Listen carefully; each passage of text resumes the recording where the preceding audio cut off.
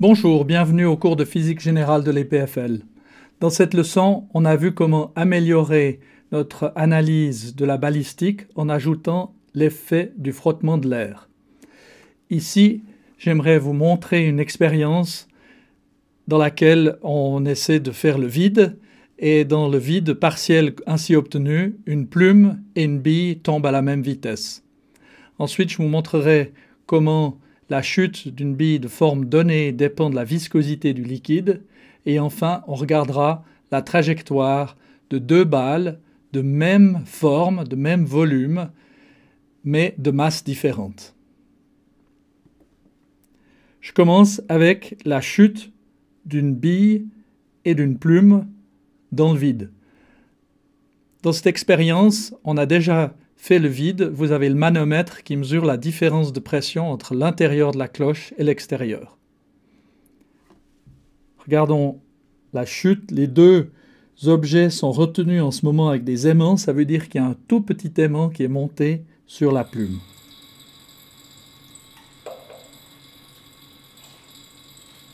Ça va un peu vite. On va regarder l'image au ralenti.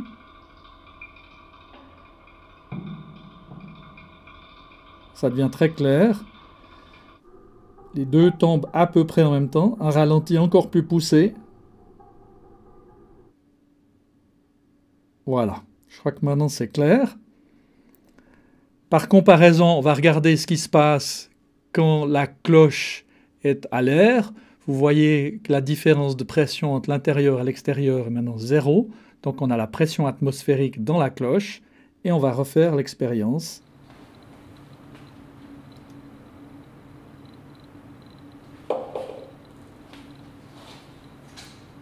Et au ralenti,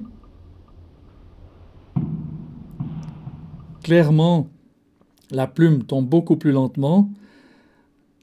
À vitesse normale, on a pu être étonné que la plume tombe si vite, mais je vous rappelle que cette plume est lestée d'un petit aimant qui nous permettait de la retenir en haut de la cloche. Comment analyser ce mouvement? Alors, voilà, je me propose de partir de l'équation qu'on avait obtenue avec frottement, et je vous rappelle que le coefficient tau, c'est la masse divisée par le B qui caractérise la force de frottement. Donc, si la force de frottement devient très petite, ça veut dire que tau devient très grand, et je regarde ici justement la limite quand tau devient très grand. Quand tau est très grand, t sur tau est très petit, l'exponentielle vaut à peu près 1. Donc je vais faire un développement au deuxième ordre de l'exponentielle, c'est ce que j'ai écrit ici. Ça c'est le premier ordre, ça c'est le deuxième ordre. Ce terme-là s'annule avec celui-là, il faut prendre le deuxième ordre pour avoir le moins 1/2 gt carré qu'on connaît.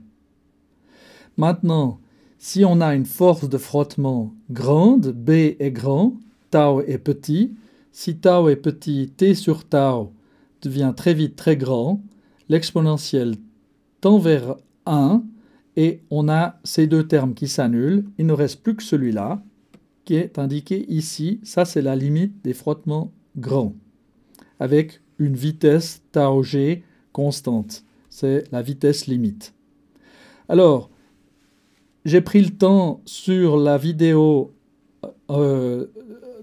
de la bille dans chute libre de regarder quel était son temps de chute. C'est difficile de faire une mesure précise en regardant une vidéo, mais j'ai trouvé à peu près 0,25 secondes, ce qui implique, en appliquant x de t, z de t égale moins 1/2 gt carré, que la hauteur de la chute, c'est à peu près 30 cm. Maintenant, en présence d'air, la plume tombe en peu près 1,5 secondes et j'en ai déduit de ce temps-là le tau, parce que je connais h de cette mesure-là, je connais g, je déduis tau qui vaut à peu près 20 millisecondes. C'est juste pour donner un ordre de grandeur. Maintenant, vous avez ici un dispositif avec 3 tubes qui contiennent 3 liquides différents, de l'eau, de la glycérine et de l'huile. Les 3 ont des viscosités très différentes. On va retourner ces tubes et on va voir que le temps de chute dépend de la viscosité du liquide. Retournement des tubes, l'eau d'abord, la glycérine ensuite, et l'huile la plus visqueuse à la fin. Pour terminer, j'aimerais vous montrer un ralenti du jet de deux balles qui ont le même diamètre, mais des masses différentes. Donc le coefficient tau n'est pas le même pour les deux. Regardons ce qui se passe. On lance les balles ensemble. La balle rouge est la plus dense et elle va plus loin. On peut regarder encore une fois.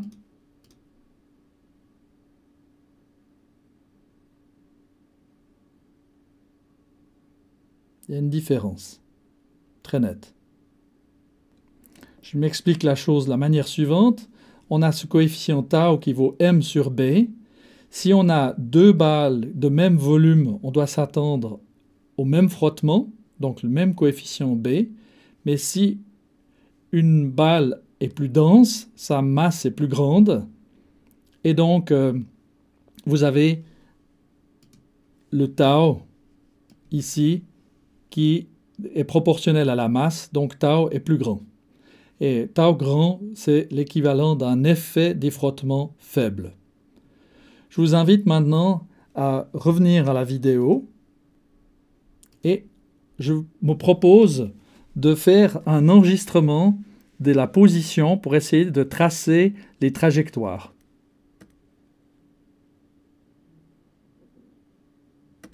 Je vais tracer cette position-là qui est à peu près commune.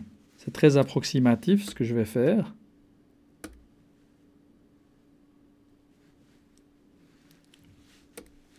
Je prends un deuxième point ici.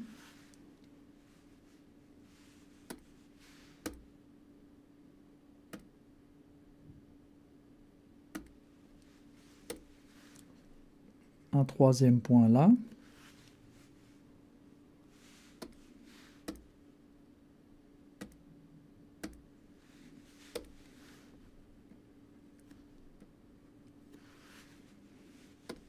Je continue.